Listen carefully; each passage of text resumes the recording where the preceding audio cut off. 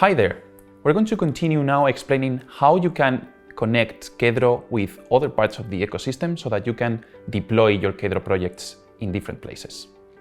So first of all, it's important to note that Kedro can be considered a pipeline framework, a machine learning framework, whatever you want to call it, but it's definitely not a full-stack MLOps solution or a replacement for your orchestration needs. Kedro is orchestrator agnostic, which means that you can connect it with different orchestrators that are open source or commercial MLOps platforms that might suit your needs much better. We often say that Kedro is a write once, deploy everywhere machine learning framework. So you have in this diagram on the left the different connections that we have with commercial MLOps platforms. We have, for example, AWS Batch, Amazon Elastic MapReduce, Amazon SageMaker, and so on, and other vendors such as Azure ML, Databricks, Iwatio, Snowflake, and Vertex AI.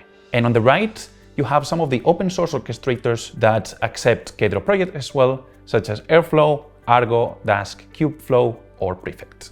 Talking specifically about Databricks, for example, there's a number of workflows that are supported at the moment. You see depicted here one hybrid workflow in which you are developing locally on your IDE, and then you set up a Databricks repository and you connect both things with DBX. But there are other workflows that are supported. For example, you can develop directly on Databricks notebooks on your Databricks workspace, or you can package your Kedro projects and deploy that using Databricks jobs. The possibilities are endless. In next videos, we're going to see how Kedro relates to other competing solutions in the data science ecosystem, and when you should not be using Kedro.